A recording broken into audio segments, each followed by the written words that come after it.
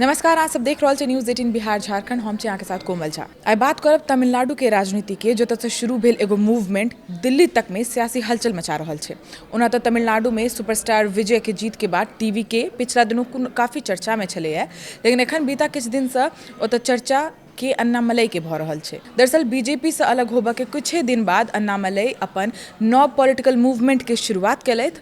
ई पहल के शुरुआती चरण में हुनका व्यापक समर्थन मिल रहल छे।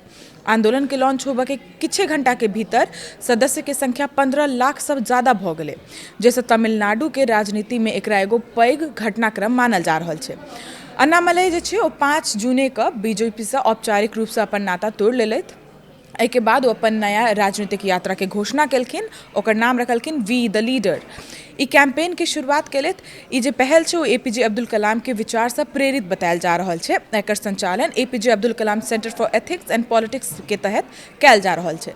अन्नामलई जे छे अपन सार्वजनिक संबोधन में कहलखिन जे मूवमेंट आम लोग के राजनीति के केंद्र में अनेबा के लेल छे।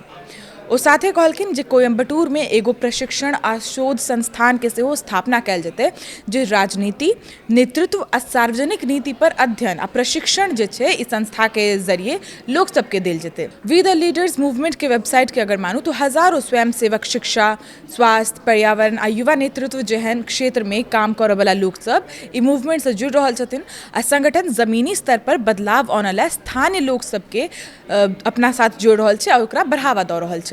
अन्नामलई इस साफ तौर पर कहलखिन है जे हुनकर ई राजनीतिक मंच तमिलनाडु में जे अगला होबे वाला लोकसभा चुनाव हेतै ओहिमे हिस्सा लेथिन, यानी कि वो चुनाव लड़थिन।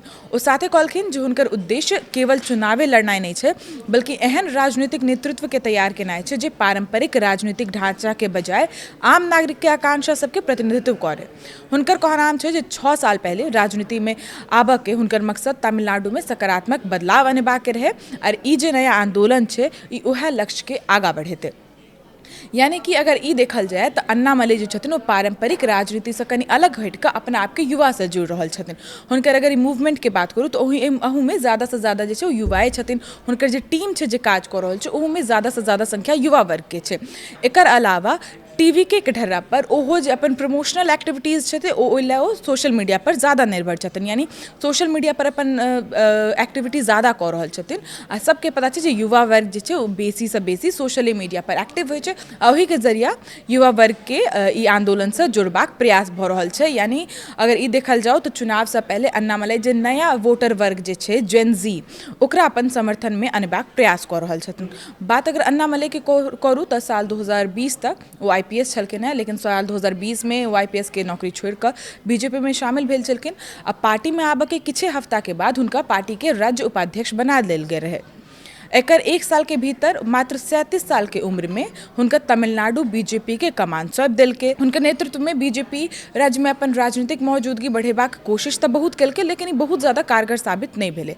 एना में हुनकर ई नव मूवमेंट तमिलनाडु के सियासत के कोन सा नया दिशा देते ई देखनाइ दिलचस्प हेतै। आइ भी धन्यवाद।